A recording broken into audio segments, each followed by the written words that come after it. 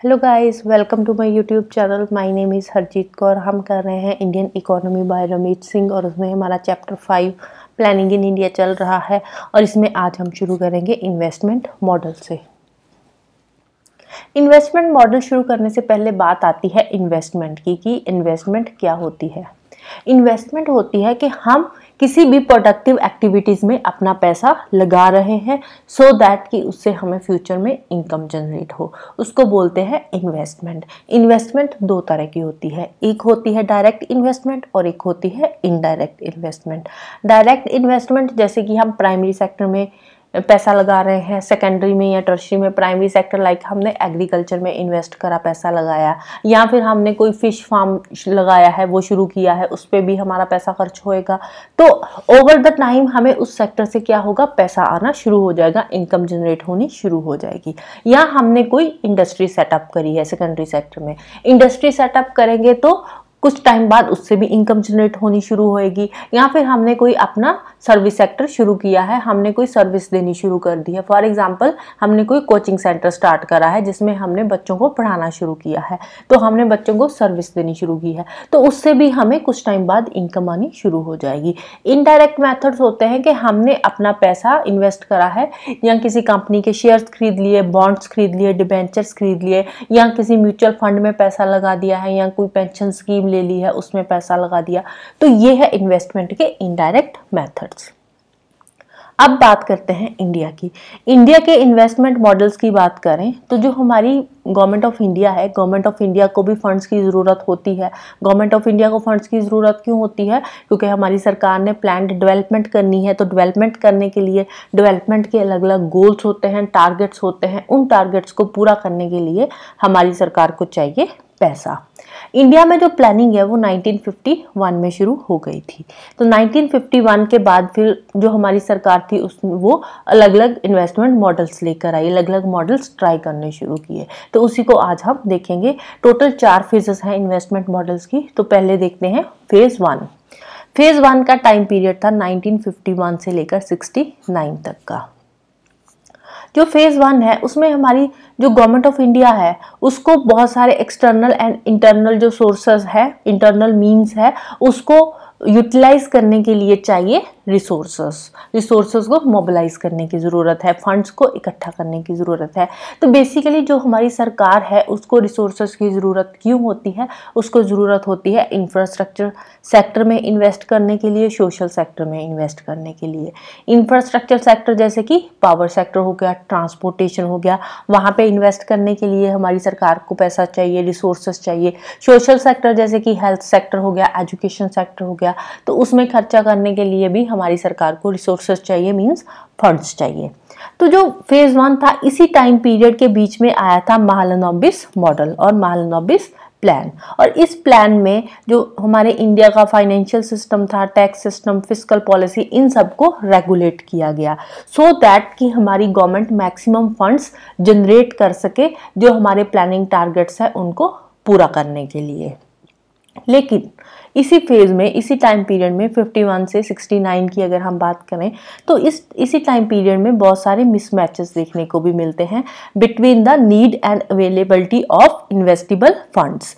अब देखो, अब फंड्स की ज़रूरत हमें ज़्यादा होती थी लेकिन हमारे पास उतने फंड्स आते नहीं थे, तो इसके बीच में बहुत सारा गैप हो गया था। इसी बीच में गैप क्यों आया फेज 1 में? क्योंकि इस टाइम पीरियड में एक तो 1962 में चाइना के साथ हमारी वॉर हुई, सेकेंडली 65 में पाकिस्तान के साथ वॉर हुई। तो अब वॉर्स के चलते हुए जो हमारे पास फंड्स थे वो फंड्स वॉर में डाइवर्ट हो गए, तो जो हमारे खर्चे थे वो वॉर में होने शुरू हो गए, जिसके चलते हुए जो हमारा जो डेली के खर्चे वहां के लिए हमारे जो फंड्स थे उसमें शॉर्टेज आ गई। हमारी जो कंट्री है उसकी उस टाइम पीरियड के लिए, कुछ टाइम पीरियड के लिए, जब वॉर्स का टाइम पीरियड चल रहा था तो कुछ टाइम पीरियड के लिए हमारी कंट्री की ग्रोथ और डेवलपमेंट भी रुक गई। रुकने का कारण क्या था कि जो हमारे फंड्स थे वो वॉर में डाइवर्ट हो गए, उधर चले गए। अब वॉर पे भी तो खर्चा करना ज़रूरी था ना हमारी कंट्री को बचाने के लिए, तो इसीलिए उस टाइम पीरियड के लिए, कुछ टाइम पीरियड के लिए हमारे फंड्स वहाँ पे डाइवर्ट हो गए थे। तो ओवरऑल अगर हम बात करें इस टाइम पीरियड की 51 से 69 के टाइम पीरियड की, अब वॉर तो कुछ सालों के लिए थी ना, तो ओवरऑल इस टाइम पीरियड में हमारी सरकार ने इंडस्ट्रियलाइजेशन का प्रोसेस शुरू कर दिया था। 51 में जब हमने इंडस्ट्रियलाइजेशन का प्रोसेस शुरू करने की बात करी थी, उस टाइम पे हमारे पास कुछ नहीं था, कोई फंड्स नहीं थे, बट धीरे धीरे हमने फंड्स को मोबिलाइज किया और इंडस्ट्री पे इन्वेस्ट करा, इंफ्रास्ट्रक्चर सेक्टर पे इन्वेस्ट किया और इंडस्ट्रियलाइजेशन को थोड़ा हमने बढ़ा दिया था, इंडस्ट्रियलाइजेशन के प्रोसेस को हमने शुरू कर दिया था। और साथ ही साथ इंफ्रास्ट्रक्चर इंडस्ट्रीज जो हमारे कोर सेक्टर थे, जैसे कि एजुकेशन हो गया, हेल्थ केयर हो गया, इन पे भी हमने थोड़ा बहुत इंफ्रास्ट्रक्चर बनाना शुरू कर दिया था। तो इसीलिए अब जो इस टाइम पीरियड में जो हमारी गवर्नमेंट थी, हमारी सरकार थी, उसने पब्लिक सेक्टर पे इन्वेस्ट करना शुरू करा था। पब्लिक सेक्टर इस टाइम पे ज़्यादा डोमिनेटेड था इस टाइम पीरियड में। तो इस टाइम पीरियड में ग्लोरिफिकेशन ऑफ पब्लिक सेक्टर बहुत ज़्यादा थी, पब्लिक सेक्टर बहुत आगे आकर काम कर रहा था, हर सेक्टर में अब पब्लिक सेक्टर आगे आ रहा था, अपनी मोनोपोली बना रहा था। तो इसीलिए ये वाला जो टाइम पीरियड है इसको बोला जाता है, जो PSUs है इस टाइम पीरियड में आए थे, पब्लिक सेक्टर अंडरटेकिंग्स थे, इनको बोला जाता है टेम्पल्स ऑफ मॉडर्न इंडिया। अब जो PSUs थे, PSUs बेसिकली इनको सेटअप करने का गवर्नमेंट का मेन मकसद क्या था, गवर्नमेंट का मेन टारगेट था कि हम लोगों को ज़्यादा से ज़्यादा एम्प्लॉयमेंट दे सके, लोगों का वेलफेयर कर सके। इसीलिए गवर्नमेंट ने सारे सेक्टर्स को अपने कंट्रोल के अंडर लाना शुरू कर दिया था। इसीलिए उस टाइम पीरियड के जो PSUs थे उनको बोला जाता है टेम्पल्स ऑफ मॉडर्न इंडिया। लेकिन कुछ टाइम बाद इन PSUs की हालत बहुत खराब हो गई थी, बहुत ये घाटे में चले गए थे, जिसके चलते हुए जो PSUs थे इनमें डिसइन्वेस्टमेंट करनी सरकार ने शुरू कर दी थी। तो वो बाद की बात है, बाद में हम देखेंगे। अब बात करते हैं फेज 2 की। फेज 2 का टाइम पीरियड था 1970 से लेकर 73 तक का। 1970 में इंडस्ट्रियल पॉलिसी जो 1970 की आई थी, तो उस टाइम पे हमने देखा कि जो हमारी गवर्नमेंट थी उसने डिसाइड करा कि अब प्लांट डेवलपमेंट के प्रोसेस में प्राइवेट कैपिटल की भी ज़रूरत है, प्राइवेट कैपिटल को भी इंक्लूड किया जाए। तो इसीलिए उस टाइम पे फिर जॉइंट सेक्टर का आइडिया आया, जिसमें गवर्नमेंट ने बोला कि अब सेंटर, स्टेट और प्राइवेट सेक्टर तीनों मिलकर इंडस्ट्रियल सेक्टर में एंट्री मारेंगे, तीनों मिलकर काम करेंगे। तो बेसिकली अब जो प्राइवेट सेक्टर था, अब कुछ जो सेक्टर्स थे गवर्नमेंट ने प्राइवेट सेक्टर के लिए ओपन कर दिए थे कि अब प्राइवेट सेक्टर भी थोड़ा बहुत एंट्री कर सकता है, आकर अपना जो बिजनेस है वो कर सकता है।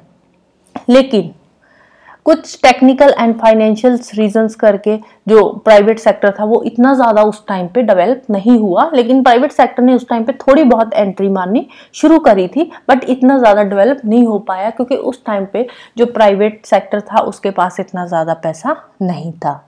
लेकिन कुछ टाइम के बाद फिर जो गवर्नमेंट थी उसने ये वाले जो वेंचर्स थे, जो ज्वाइंट सेक्टर वाला जो आइडिया था, इसको क्विट कर दिया कंप्लीटली, जो सेक्टर्स थे उसको प्राइवेट के हाथों में दे दिया। तो ये पहली बार ऐसा हुआ था कि जो गवर्नमेंट सेक्टर ने प्लान्ड डेवलपमेंट के लिए प्राइवेट फंडिंग जो शुरू करी थी। नहीं तो पहले क्या होता था, पहले जो प्लान्ड डेवलपमेंट होती थी, जो टारगेट्स गवर्नमेंट सेक्टर सेट करती थी, 5 ईयर प्लान्स में जो टारगेट्स सेट किए जाते थे, तो उन टारगेट्स को पूरा करने के लिए PSUs ही सारा काम करते थे। लेकिन इस टाइम पीरियड में 70 से 73 के टाइम पीरियड में अब पहली बार ऐसा हुआ था कि जो प्लान्ड डेवलपमेंट, जो प्लान्ड टारगेट्स थे, उनको पूरा करने के लिए प्राइवेट फंडिंग यहाँ पे आई थी, प्राइवेट फंडिंग की भी जरूरत पड़ रही थी। लेकिन अभी भी इस टाइम पीरियड में भी जो मेजर सेक्टर थे वहां पे गवर्नमेंट की ही मोनोपोली थी। मेजर सेक्टर कौन कौन से हो गए, जैसे कि बैंकिंग सेक्टर हो गया, इंश्योरेंस सेक्टर हो गया। तो इन सेक्टर्स पे अभी भी गवर्नमेंट की मोनोपोली वैसे की वैसे ही थी, वहां पे जो प्राइवेट सेक्टर था उसकी एंट्री अलाउड नहीं थी, राइट। नेक्स्ट है फेज 3, जिसका टाइम पीरियड था 1974 से लेकर 1990 तक का।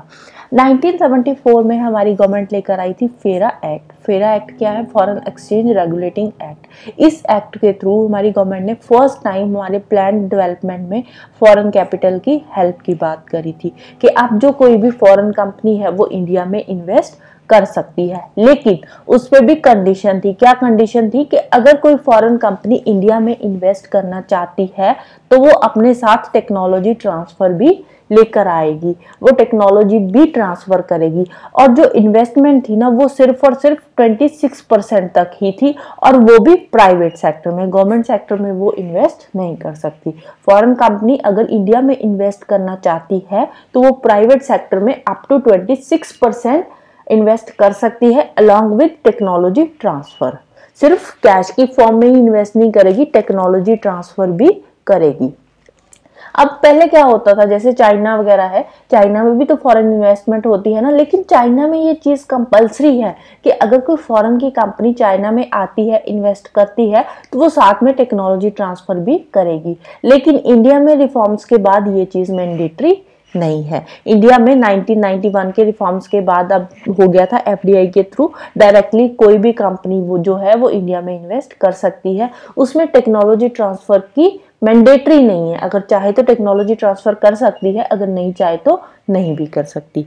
तो बेसिकली फेरा के थ्रू जो गवर्नमेंट है उसने फॉरेन की करेंसी के फ्लो को थोड़ा टाइट किया था। ऐसे नहीं है कि वो जितना चाहे इन्वेस्ट कर सकती है, उसमें गवर्नमेंट ने लिमिट लगाई थी कि वो सिर्फ और सिर्फ 26% ही इन्वेस्ट कर सकती है अलॉन्ग विद टेक्नोलॉजी ट्रांसफर।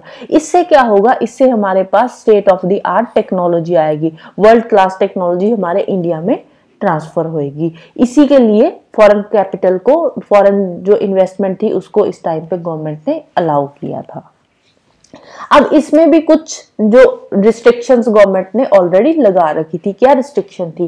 पहली रिस्ट्रिक्शन थी कि अगर कोई फॉरेन कंपनी इंडिया में इन्वेस्ट कर सकती है तो वो ना तो डायरेक्टली इन्वेस्ट कर सकती है ना ही इनडायरेक्टली इन्वेस्ट कर सकती है। डायरेक्टली लाइक जैसे एफडीआई रिफॉर्म्स प्रोसेस के बाद जो एफडीआई आया था तो उस अकॉर्डिंग जो कोई भी फॉरेन कंपनी है इंडिया में इन्वेस्ट नहीं कर सकती। डायरेक्टली आकर कोई भी पैसा अपना नहीं लगा सकती, अकेला पैसा ही नहीं लगा सकती, ना ही कोई इनडायरेक्टली लाइक पीआईएस। पीआईएस क्या है? Portfolio investment scheme. तो पोर्टफोलियो इन्वेस्टमेंट स्कीम के थ्रू भी कोई कंपनी आकर इंडिया में पैसा नहीं लगा सकती। सिर्फ और सिर्फ एक ही केस में कोई फॉरेन कंपनी अगर इंडिया में इन्वेस्ट करना चाहती है तो कर सकती है, वो क्या है? Through technology transfer. Second restriction क्या थी कि जो फॉरेन एंटिटीज इंडिया के इंडस्ट्रियल एरिया में एंटर करना चाहती है वो सिर्फ उन्हीं इंडस्ट्रियल एरियाज में एंटर करेगी जो इंडस्ट्रीज प्राइवेट सेक्टर के लिए इंडिया ने ओपन कर रखी है। और वो कौन सी इंडस्ट्रीज है? वो दे रखी है schedule B of the industrial policy resolution 1956। अब जिन इंडस्ट्रीज को इंडिया ने प्राइवेट सेक्टर के लिए ओपन करा है, सिर्फ उन्हीं इंडस्ट्रीज में फॉरेन कैपिटल इन्वेस्ट कर सकती है। अब ये क्या है इंडस्ट्रियल पॉलिसी, इसको ज्यादा डिटेल में करने की जरूरत नहीं है क्योंकि बहुत पुराना हो चुका है। लेकिन अभी भी जिन सेक्टर्स पे, जिन इंडस्ट्रीज में गवर्नमेंट की मोनोपोली है वो सिर्फ और सिर्फ गवर्नमेंट के लिए ही है। वहां पे फॉरेन कैपिटल की एंट्री जो है वो बंद है, वहां पे कोई भी फॉरेन इन्वेस्टर इन्वेस्ट नहीं कर सकता। वहां पे गवर्नमेंट की मोनोपोली पहले भी थी, अभी भी है और रहेगी भी। तो उन सेक्टर्स में गवर्नमेंट ने प्रॉपर रिस्ट्रिक्शन लगा रखी थी फॉरेन कंपनी की एंट्री की। तो इट मींस अब उस टाइम पे जो हमारे जो इंडिया थे ना, इंडिया वाले इन्वेस्टमेंट मॉडल्स को प्रॉपर तरह से आर्टिकुलेट कर ही नहीं पाए, तो इसीलिए उस टाइम पे इंडिया जो था वो बहुत ही लॉस में चला गया। जो इंडिया के पीएसयूज प्रॉफिट मेकिंग होने चाहिए थे वो क्या बन गए? लॉस मेकिंग बन गए। उसका रीजन क्या था? उसका बहुत सारे रीजन थे, जैसे कि state of the art technology नहीं आई उसके उस टाइम पे। अब फॉरेन कैपिटल तो रिस्ट्रिक्शन तो इतनी सारी लगा दी है, तो अब जो हमारा पीएसयूज है वहां पे टेक्नोलॉजी कहाँ पे आएगी? तो वहां पे state of the art technology भी नहीं थी। दूसरा, बेटर वर्क कल्चर नहीं था। पीएसयूज में क्या होता था, एक बार किसी को सरकारी नौकरी मिल गई तो मिल गई, चलो जी अब मजे हैं, काम करने की जरूरत नहीं है, बस सुबह जाना शाम को घर पे वापिस आ जाना। काम वाम वहां पे एम्प्लॉयज करते नहीं थे और ऊपर से सैलरीज वो भर भर के लेते थे। और तीसरा क्या था? Scars investable capital. गवर्नमेंट के पास पीएसयूज में इन्वेस्ट करने के लिए पैसा ही नहीं बचा था, क्योंकि जितना पैसा जो आता था इधर उधर से गवर्नमेंट को, तो वो सारा कहाँ चला जाता था? एम्प्लॉयज की सैलरीज में खत्म हो जाता था। तो इसीलिए पीएसयूज को आगे डेवलप करने के लिए गवर्नमेंट के पास पैसा आता ही नहीं था। तो अल्टीमेटली क्या थे, जो पीएसयूज प्रॉफिट मेकिंग होने चाहिए थे वो क्या बन गए? एक लॉस मेकिंग यूनिट बन गए इंडिया के लिए। इंडिया पे ही आगे जाकर फिर ये बर्डन बन गए। लेकिन उस टाइम पे इंडिया ने एक अपॉर्चुनिटी मिस कर दी थी।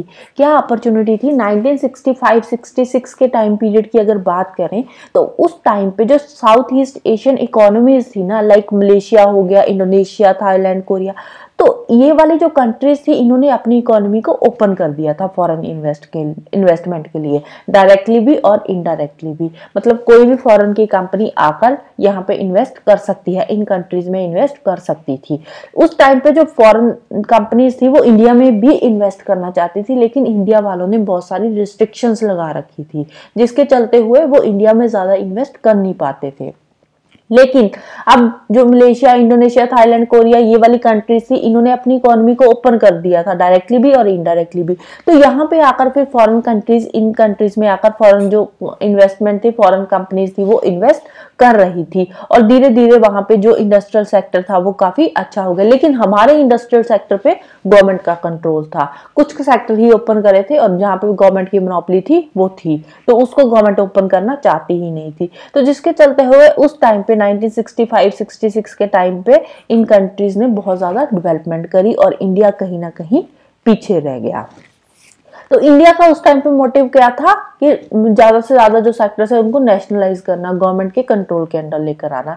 लेकिन उसी टाइम पे इन कंट्रीज ने अपनी इकोनॉमी को ओपन कर दिया था। ऐसा नहीं है कि यहाँ पे गवर्नमेंट सेक्टर नहीं था, यहाँ पे भी पहले गवर्नमेंट सेक्टर था, लेकिन इन कंट्रीज ने टाइमली अपने जो गवर्नमेंट सेक्टर था उसको ओपन कर दिया, उसको प्राइवेट कर दिया, प्राइवेट करके फॉरेन इन्वेस्टमेंट को अलाउ कर दिया। लेकिन इंडिया वालों ने अभी अलाउ नहीं किया। 65-66 के टाइम पीरियड की बात कर रहे हैं, तो उस टाइम पे इंडिया ने फॉरेन इन्वेस्टमेंट को अलाउ नहीं करा था। अब उससे हुआ क्या? अब उससे इन कंट्रीज को क्या फायदा हुआ? इन कंट्रीज के पास इन्वेस्टेबल फंड्स आने शुरू हो गए, जो कि इंडिया के पास उस टाइम पे नहीं थे, इंडिया के पास बहुत कमी थी। तो सॉरी, लेकिन इन कंट्रीज ने अपनी इकोनॉमी को ओपन किया, इनके पास उन्होंने इन्वेस्ट करा तो इनके पास पैसा आया, state of the art technology आई, अच्छी टेक्नोलॉजी भी आ गई, वर्ल्ड क्लास टेक्नोलॉजी आई, एक वर्ल्ड क्लास वर्क कल्चर बन गया। अब पीएसयूज में जो काम कर रहा है वो तो काम तो कुछ करता नहीं है, कोई इनपुट दे नहीं रहा, लेकिन ऊपर से सैलरी ले रहा है। लेकिन प्राइवेट सेक्टर में ऐसा नहीं होता। प्राइवेट सेक्टर में अगर आप एफिशिएंटली काम नहीं कर रहे तो प्राइवेट सेक्टर आपको भगा देता है, आपको नौकरी से निकाल देता है। लेकिन पीएसयूज में ऐसा कुछ नहीं था। पीएसयूज में आप काम कर रहे हो नहीं कर रहे हो, आपको सैलरी मिल रही है। तो यहाँ पे अब इनकी डेवलपमेंट का कारण यही था, क्योंकि यहाँ पे वर्ल्ड क्लास वर्क कल्चर था, लोग काम करते थे, उनको कमाकर देते थे, तभी अपनी सैलरी लेते थे और बहुत अच्छा एंटरप्रेन्योरशिप भी यहाँ पे बन गया था। तो धीरे धीरे फिर ये वाली जो इकोनॉमीज थी इनको बोला जाने लगा एशियन टाइगर्स। एशियन टाइगर्स के नाम पे ये फेमस हो गई। अब 1985 के बाद की अगर बात करें तो 1985 के बाद फिर थोड़ा बहुत रिसोर्स मोबिलाइजेशन के एरिया में हमें डायनामिज्म देखने को मिला था। तो उस टाइम पे फिर जो प्लानिंग कमीशन आया, प्लानिंग कमीशन जो प्लान्स बना रहा था, तो उस टाइम पे प्लानिंग कमीशन ने फिर डायरेक्टली बोल दिया था कि अब इकोनॉमी को ओपन करने की जरूरत है। इंडिया में प्राइवेट कैपिटल और फॉरेन कैपिटल दोनों की ही इन्वेस्टमेंट की जरूरत है, दोनों को ही इंक्लूड करना चाहिए इंडस्ट्रियल एरिया में, इवन के उन एरियाज में भी जो एरियाज गवर्नमेंट ने अपने लिए रिजर्व करके रखे हुए हैं। जिन एरियाज में जैसे इंफ्रास्ट्रक्चर सेक्टर हो गया, जहां पे गवर्नमेंट ने मोनोपोली बनाकर रखी हुई है ना, तो उन सेक्टर्स को भी अब ओपन करने की जरूरत है। गवर्नमेंट ऑफ इंडिया को प्लानिंग कमीशन भी उस टाइम पे ये बात बोल रहा था, डायरेक्टली बोल रहा था। 85 के टाइम पे प्लानिंग कमीशन ने डायरेक्टली गवर्नमेंट ऑफ इंडिया को बोला था कि अब जो इंफ्रास्ट्रक्चर सेक्टर ना उसको प्राइवेट सेक्टर के लिए ओपन कर देना चाहिए, उसमें थोड़ी बहुत डिसइन्वेस्टमेंट कर देनी चाहिए, गवर्नमेंट को अपना शेयर थोड़ा विथड्रॉ करना चाहिए, सो दैट कि प्राइवेट सेक्टर उसमें आकर इन्वेस्ट करे। और जो सोशल सेक्टर है, जहां पे प्राइवेट सेक्टर इंटरेस्टेड है ही नहीं है, तो उन सेक्टर्स पे सिर्फ और सिर्फ उन्हीं सेक्टर्स पे जो गवर्नमेंट है, वो पीएसयू है, वो काम करे। जो बाकी के इंफ्रास्ट्रक्चर सेक्टर है, वहां पे प्राइवेट सेक्टर आना चाहता है तो उनकी एंट्री अलाउ कर देनी चाहिए। तो इसी टाइम पे फिर हमने देखा कि जो गवर्नमेंट थी, वहां गवर्नमेंट में एक आइडियोलॉजिकल शिफ्ट आई। ठीक है, 1985 के टाइम पीरियड में अगर हम देखें 1985-1986 में हमारी गवर्नमेंट लेकर आई थी इंडस्ट्रियल पॉलिसी। तो इंडस्ट्रियल पॉलिसी के थ्रू थोड़े बहुत इकोनॉमिक रिफॉर्म्स भी करे थे, लेकिन उस टाइम पे जो इकोनॉमिक रिफॉर्म्स गवर्नमेंट ने करे थे वो बहुत ही मिनिमम थे, सफिशिएंट नहीं थे। तो जो ऑफिशियल इकोनॉमिक रिफॉर्म्स है वो 1991 के बाद ही शुरू होते हैं। इस टाइम पे रिफॉर्म्स तो करे थे, लेकिन वो इतने ज्यादा अच्छे रिफॉर्म्स नहीं थे, इसीलिए जो असली रिफॉर्म्स इकोनॉमिक रिफॉर्म्स माना जाता है वो 1991 के जो रिफॉर्म्स है उन्हीं को ही माना जाता है।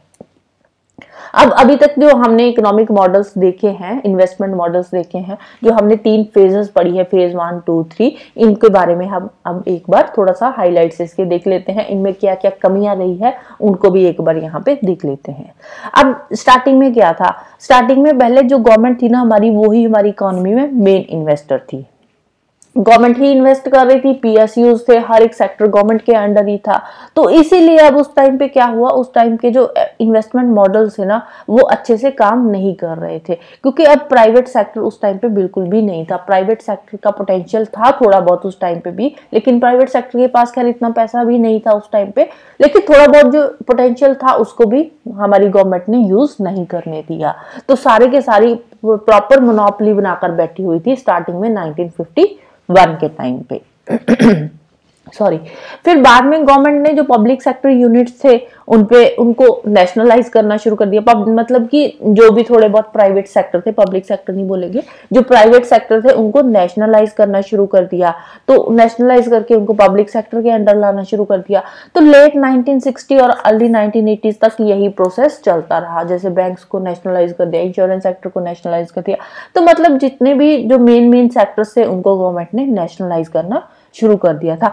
लेकिन उसी टाइम पे अगर हम 65-66 की बात करें तो उसी टाइम पे जो साउथ ईस्ट एशियन कंट्री थी, मलेशिया, थाईलैंड वगैरह, उन कंट्रीज ने अपनी इकोनॉमी को ओपन कर दिया था। अपने जो पीएसयूज थे उनको प्राइवेट सेक्टर में चेंज कर दिया था। पीएसयूज जो उस टाइम पे उनके लॉस मेकिंग यूनिट्स थे उनको उन्होंने प्राइवेट करके प्रॉफिट मेकिंग यूनिट्स में चेंज कर दिया था। लेकिन इंडिया में ऐसा कुछ नहीं हुआ था। इंडिया में अभी भी पीएसयूज लॉस मेकिंग में ही जा रहे थे। 1960s की बात कर रहे हैं, 60s 80s की।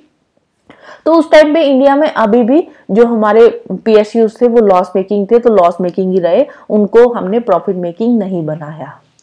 तो थर्ड क्या आया इसका, टैक्स सिस्टम में। अब होता क्या था, पीएसयू से कोई कमाई तो ज्यादा होती नहीं थी, तो ऊपर से जो उनके एम्प्लॉयज थे इंडिया पे वो बर्डन बने हुए थे। उनके जो एम्प्लॉयज थे उनको सैलरीज देनी पड़ती थी। अब उनकी सैलरीज कहाँ से आएगी, सैलरीज उनकी निकालने के लिए गवर्नमेंट ने टैक्स बढ़ाना शुरू कर दिया। जो आम जनता से टैक्स इकट्ठा करती थी वो बढ़ा दिया। जो टैक्स रेवेन्यू था वो उसको उन गवर्नमेंट ने रेज कर दिया। अब उससे क्या होता था, वो आम जनता से टैक्स इकट्ठा करती थी और अपने एम्प्लॉयज को आगे सैलरीज देती थी, जिसके चलते हुए जो नॉर्मल सिटीजन थे उन पे टैक्स का बर्डन बढ़ गया। तो साथ ही साथ गवर्नमेंट ने नॉन प्लान्ड एक्सपेंडिचर्स को कट करना शुरू कर दिया और प्लान्ड एक्सपेंडिचर पे खर्चा करना शुरू कर दिया। अब नॉन प्लान्ड और प्लान्ड एक्सपेंडिचर यहाँ पे क्या है, यहाँ पे नॉन प्लान्ड एक्सपेंडिचर है कि जैसे कोई स्कूल बना हुआ है या कोई हॉस्पिटल बना हुआ है, अब उसकी मेंटेनेंस भी तो चाहिए ना। स्कूल में अच्छी एजुकेशन देने के लिए उस पर खर्चा करना पड़ता है, वहाँ पे अच्छे टीचर्स रिक्रूट करने पड़ेंगे, तो वहाँ पे फैसिलिटीज लानी पड़ेगी। किसी हॉस्पिटल को अच्छा बनाने के लिए वहाँ पे अच्छी नई टेक्नोलॉजी की मशीनें लानी पड़ेगी, नए जो स्कैनिंग की मशीनें आती है वो अच्छे डॉक्टर से रिक्रूट करने पड़ेगी। तो उन पे जो उनकी जो मेंटेनेंस पे खर्चा आता है, उनको जो अपग्रेड करने में खर्चा आता है, वो आते हैं नॉन प्लान्ड एक्सपेंडिचर में। प्लान्ड एक्सपेंडिचर में क्या आता है कि आप नए स्कूल्स बना रहे हो, नए हॉस्पिटल्स बना रहे हो, तो आप नए बनाने का फायदा तो तब है ना अगर जो पुराने आपके ऑलरेडी बने हुए हैं वो अच्छे से काम करें। अब पुराने जो स्कूल हॉस्पिटल बनाए हुए हैं वो तो अच्छे से चल नहीं रहे और ऊपर से गवर्नमेंट नए बनाने में लगी हुई है। तो प्लान्ड एक्सपेंडिचर गवर्नमेंट ने बढ़ा दिए जिसका कोई फायदा नहीं हो रहा था और नॉन प्लान्ड पे खर्चा करना बंद कर दिया उस टाइम पे। फिफ्थ रीजन क्या आता है, excessive government dependence on financial system. अब गवर्नमेंट को पैसा चाहिए था, अब गवर्नमेंट ने खर्चे भी करने हैं, पीएसयूज के जो एम्प्लॉयज हैं उनको सैलरीज भी देनी है, उसके लिए गवर्नमेंट को चाहिए पैसा। तो उससे क्या हुआ, जो इंडिया का फाइनेंशियल सिस्टम था उस पर गवर्नमेंट का जो बर्डन था वो बढ़ता गया, गवर्नमेंट की डिपेंडेंस बढ़ती गई। इससे क्या हुआ, जो हमारे फंड्स थे उनकी क्राउडिंग आउटिंग शुरू हो गई, मतलब हमारे फंड्स जाने खत्म होने शुरू हो गए। धीरे धीरे हमारे फंड्स जो थे वो खत्म होते जा रहे थे। और इवन के अब तो गवर्नमेंट के पास इतने फंड्स भी नहीं थे कि वो प्राइवेट सेक्टर को भी आगे इकट्ठे करके कुछ पैसे दे पाए, सो दैट कि प्राइवेट सेक्टर ही कहीं ना कहीं एंट्री मार सके। अब गवर्नमेंट के पास इतने फंड्स भी नहीं बचे थे। और ऊपर से जो टेक्नोलॉजी अपग्रेडेशन की बात करें तो उस टाइम पे टेक्नोलॉजी भी हमारी इतनी अच्छी तो नहीं हुई थी। तो अब ना तो हमारे पास पैसा था, ना हमारे पास टेक्नोलॉजी थी, फॉरेन करेंसी भी नहीं थी हमारे पास, प्राइवेट सेक्टर को देने के लिए भी कोई पैसा नहीं था। तो उस टाइम पे क्या हुआ, फिर उस 1970s की बात कर रहे हैं, लेट 1970s की अगर हम बात करें, तो उस टाइम पे हमारे पास जो एक्सटर्नल लायबिलिटीज देने वाली थी उसका प्रेशर बढ़ रहा था। जो हमने लोन्स उठा रखे थे, फॉरेन से लोन उठा रखे थे, या हमारी कंट्री से ही इंटरनल बोरोइंग्स भी कुछ करी हुई थी, इंटरनल बोरोइंग्स होगी, एक्सटर्नल लायबिलिटीज, तो वो जो था बर्डन वो बढ़ता जा रहा था। क्योंकि अब अगर हम पैसा उधार पे लेंगे तो उसको इंटरेस्ट भी तो देना पड़ेगा ना, साथ में पैसा तो वापस करना ही करना है, साथ में इंटरेस्ट भी देना पड़ता है।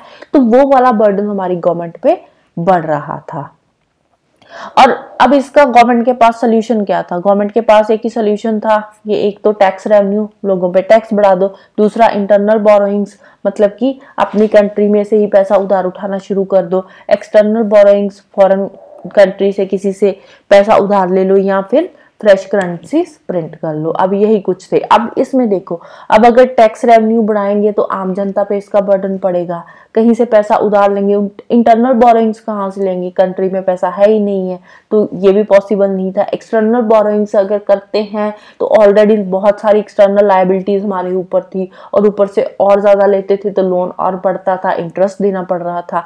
अगर करेंसीज प्रिंट कर भी लेती गवर्नमेंट तो उसका फायदा क्या होता? हमारे पास रिसोर्सेज ही नहीं थे, रिसोर्सेज ही बहुत लिमिटेड से तो रिसोर्सेज थे। करेंसी प्रिंट करके भी, करेंसी प्रिंट करने का फायदा तो तब है ना अगर हमारे पास रिसोर्सेज हो, अगर रिसोर्सेज ही नहीं है तो करेंसी प्रिंट करने का क्या फायदा? उससे क्या होगा? कुछ नहीं होगा, उससे इन्फ्लेशन बढ़ेगी, इन्फ्लेशन बढ़ जाएगी, रिसोर्सेज है नहीं है तो उससे कोई फायदा नहीं था करेंसी प्रिंट करने का भी। तो ओवरऑल अगर हम बात करें तो यहाँ पे कहीं ना कहीं रिक्वायरमेंट ऑफ फंड्स और मोबिलाइजेशन में बहुत बड़ा गैप बढ़ गया था। फंड्स की रिक्वायरमेंट थी, रिसोर्सेज मोबिलाइज करने थे, लेकिन ना तो हमारे पास पैसा था ना ही रिसोर्सेज थे। इन दोनों के बीच में बहुत बड़ा गैप आ गया था। तो इसीलिए 1960s के टाइम पे गवर्नमेंट भी चाहती थी कि प्राइवेट सेक्टर के लिए हम इंफ्रास्ट्रक्चर सेक्टर को भी ओपन कर दें, सो दैट की डेवलपमेंट हो सके। लेकिन ड्यू टू सेवरल रीजंस जो हमारी गवर्नमेंट थी, उन्होंने इन सेक्टर्स पे मोनोपोली बनाकर रखी। जो इंफ्रास्ट्रक्चर सेक्टर था ना, जैसे पावर सेक्टर हो गया, टेलीकम्युनिकेशन सेक्टर हो गया, तो इन सेक्टर्स में गवर्नमेंट ने अपनी मोनोपोली बना के रखी, क्योंकि इसके भी बहुत सारे रीजंस थे। गवर्नमेंट की अपनी भी कुछ मजबूरियां थी। अब जो सोशल सेक्टर था उसको भी तो आगे लेकर आना था ना, लोगों का वेलफेयर करना था, लोगों को नौकरियां देनी थी। तो इसके लिए गवर्नमेंट को इन सेक्टर्स पे उस टाइम पे मोनोपोली बनाकर रखनी जरूरी भी थी। कहीं ना कहीं गवर्नमेंट को लोगों के बारे में भी तो सोचना था ना, सिर्फ और सिर्फ पैसे के बारे में तो गवर्नमेंट सेक्टर सोचता नहीं है। तो इसीलिए गवर्नमेंट की अपनी कुछ मजबूरियों के चलते हुए इन सेक्टर्स पे उस टाइम पे मोनोपोली बनाकर रखनी पड़ी, right. So that's all about today. Next हम करेंगे फेज 4 के बारे में, रिफॉर्म्स पीरियड के बाद के बारे में, राइट। तो जाने से पहले वीडियो को लाइक कर देना, शेयर कर देना और चैनल को सब्सक्राइब कर लेना। Thank you, bye bye and have a nice day.